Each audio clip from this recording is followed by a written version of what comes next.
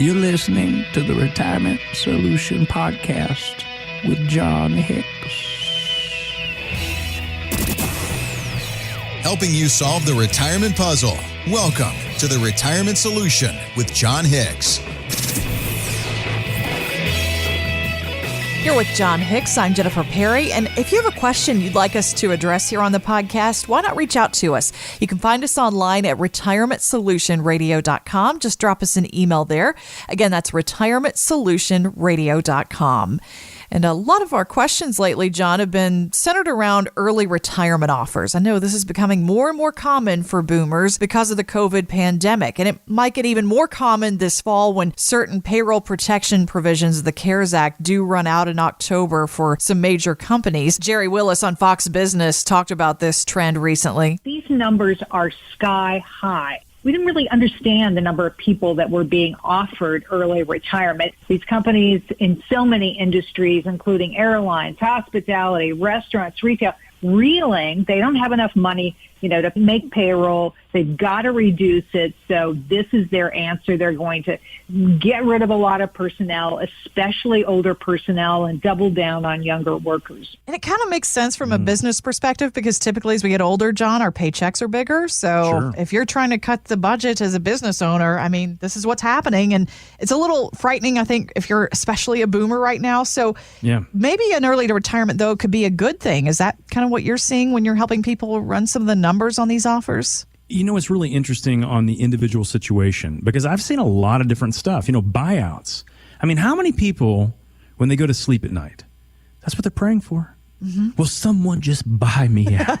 I just want someone to write me a big fat check to never go to work again. Sounds good. When I put it like that, everyone's going, well, heck, John, I hadn't thought about it like that. But when you say it like that, buddy, I'm going to pray for it every night for the rest of my life. But let's talk about what really is at hand here. A company realizes how much they're going to have to spend on you. And they're trying to make a business decision. Now, is this morally bad? It's tough, right? When it comes to business ethics. They have a responsibility to shareholders. They got a responsibility for the people that are buying the product. They got a responsibility for the employee. So if they're offering a buyout, here's what they're typically doing. They're trying to cut some overhead, guys. And so here's where I come up with this. If they're going to offer a buyout, you have to run your math.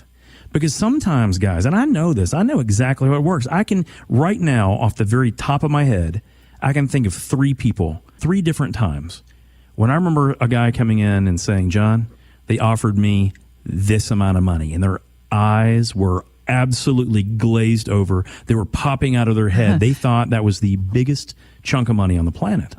When we did the math on it, it wasn't very attractive at all. It wasn't even remotely sexy. It was actually pretty dirty. It ended up being a really terrible offer when we did the math. And here's where I come up with this. Sometimes when someone says, I am going to write you a check with 6 figures on it, maybe even 7 figures, if you'll never come back again, right? And the idea is, I think about this, Jennifer, there was a movie a while ago. I do not know why my brain just made this correlation. Okay. There was a movie a long time ago called, what was it called? Indecent Proposal. Yeah? Yes. You remember this movie? Yes, I do. Was this? This was Robert Redford, was this old rich guy.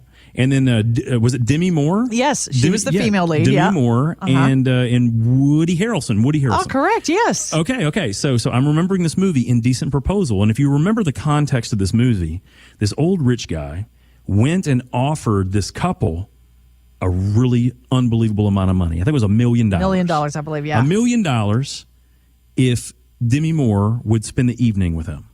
Now, at this point in the movie, that sounds a little dirty. And I don't know what state they were in. That's probably illegal. That may be a prostitution ring somewhere. But in this context, though, this is where I want to talk about this buyout thing.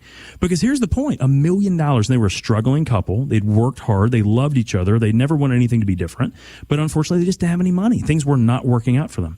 And they looked at that money, and in the movie, she made the choice to go spend the evening with the guy. But the Woody Harrelson character, which was the husband, he just lost his mind. Yeah. He lost his mind. He could not get over the fact that in his mind, what the worst thing could happen did over and over and over. So the point of this is sometimes the buyout looks really attractive, but is it going to screw up the rest of your life? Is it going to be something you regret? Yeah.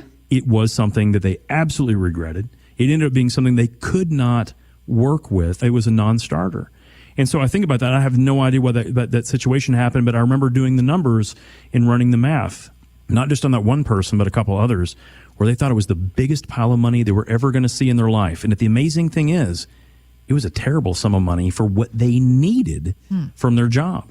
And so that's why I say it just really depends. But guys, just like the person from Fox Business, I see this more and more and more all the time.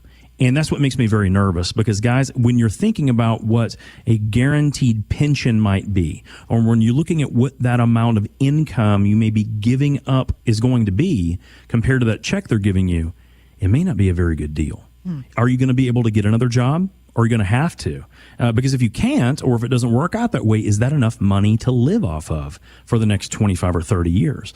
Now, back in the day, when we could get 6 and 7 and 8% on really quality bonds, I'd say, hey, maybe you can take a big old chunk of money and invest in some high quality, very low risk bonds, and maybe they can pay you an income. But guys, last time I checked, bonds are maybe not the place to put a lot of our money right now.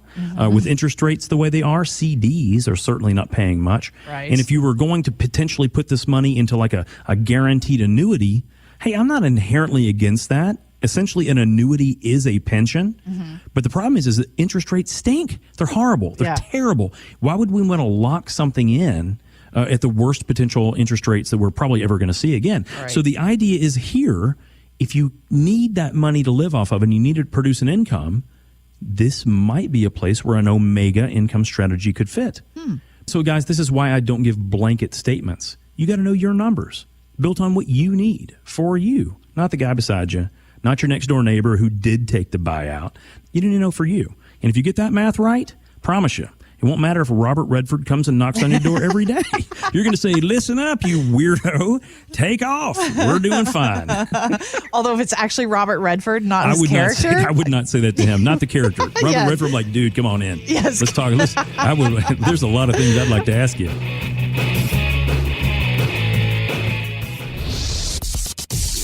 Have questions for John?